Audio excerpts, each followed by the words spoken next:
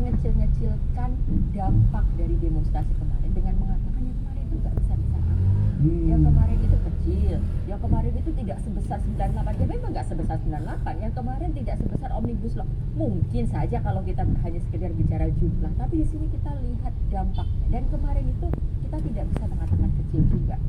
Di kota-kota di Indonesia serentak demo terjadi. Jumlahnya menurut saya signifikan, besar, tidak bisa dikatakan kecil. Jadi kalau ada pihak-pihak yang mengatakan kemarin jumlahnya kecil, tidak besar, tapi hanya karena misalnya ini semua berkat Pak Prabowo atau berkat memang kita dari awal nggak mau kok, itu bohong. Jelas-jelas bahwa revisi Undang-Undang Pilkada dibatalkan itu karena ada desakan masyarakat, karena pada akhirnya politisi takut, dan bahwa kemudian Pak Prabowo kelihatannya mendengar karena Pak Prabowo juga takut.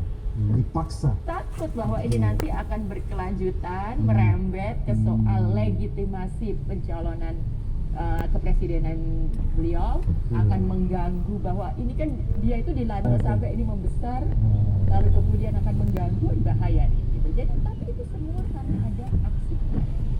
Nah tapi yang juga cukup menggembirakan ya Bang Abraham, kita kan duduk di studio ini Bang, kita udah seperti menggiring perjalanan sejarah bangsa ini dari bagaimana masih ada euforia dukungan pada etika, kita sudah bicara di sini, kita sudah lalu kemudian bagaimana 58% warga akhirnya memilih dia yang kita anggap melanggar etika, kita pun bicara di sini.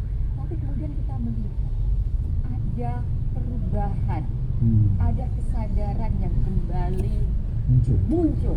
Kesadaran dalam berdemokrasi, kesadaran berpikir kritis. Jadi kalau dikatakan bahwa masyarakat, bahwa teman-teman mahasiswa, teman-teman muda yang kemarin memang memilih 02, lalu sekarang sadar ada yang salah dan sadar bahwa sekarang waktunya bersuara, memang betul. Dia merevisi ya? Dia merevisi atau mungkin dia melihat begini juga, yang kemarin masih bisa ditoleransi lah, gitu kan? Mungkin banyak faktornya. Mereka betul-betul semua tumpah, bersatu, dan itu terlihat di jalanan, di narasi sosial media, di komen-komen Instagram, semangatnya, suaranya itu nggak bisa terbendung lagi. Jadi betul-betul saat ini saya sedang sangat optimis bahwa demokrasi akan bisa pelan-pelan kita pulihkan kembali, bahwa semangat untuk mengembalikan bangsa ini di rel yang konstitusional bisa kembali kita wujudkan dengan dukungan rakyat, dengan anak-anak muda yang kembali sadar. Asal, nah ini Bang, saya betul-betul melihat bahwa demonstrasi kemarin jangan berhenti di soal undang-undang.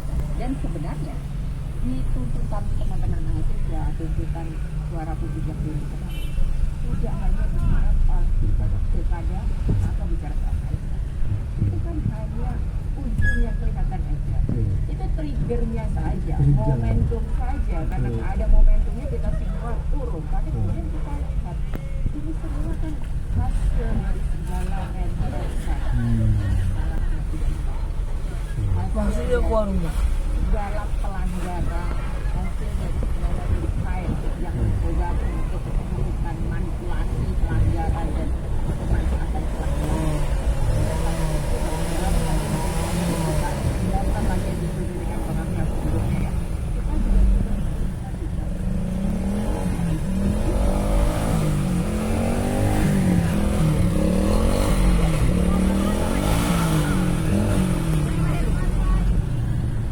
Pak Jokowi sendiri mengulang solusi kode prinsip yang dipakai dalam menyukseskan Gibran. Dia mau pakai lagi untuk menyukseskan Kaisang yang jadi nggak bisa lagi untuk menerima itu. Nah, jadi yang saya katakan itu kalau nanti belajar lagi pada 2 bulan lagi, lalu sudah pensiun, dan bangun, ya Allah silakan. Pak Jokowi pun tetap akan merasa bahwa lebih dan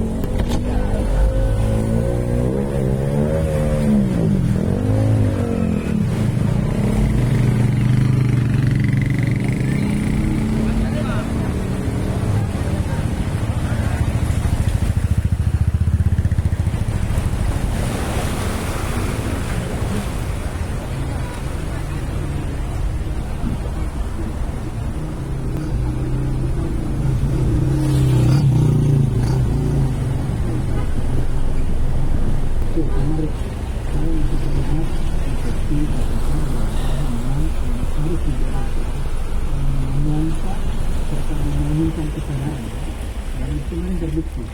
Ya, kalau kita perlahan demi perlahan kesadaran itu akan terbuka kembali sehingga orang tingkat kembali. Kemudian saya juga ada di pintu belakang kita, saya melihat ada fenomena yang menarik.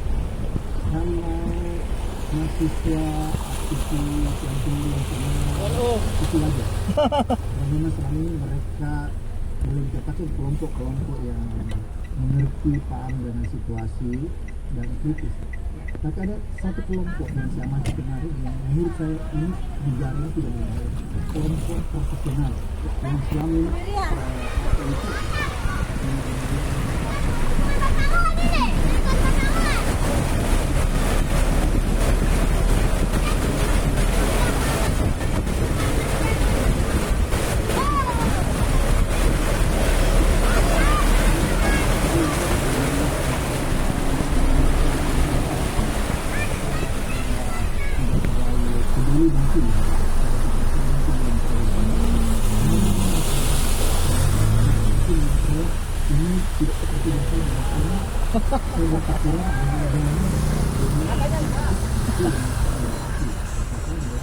bukan lagi menentukan, bukan lagi menentukan ansih, tapi mereka bilang ada ketidakadilan, ada pelanggaran yang begitu banyak, pelanggaran konstitusi, pelanggaran KPK yang begitu banyak dilakukan oleh rezim Jokowi, dan itu tidak bisa lagi ditolerir. Sehingga mereka harus turun dan meminta pertanggungjawaban. Kecil saya itu betul.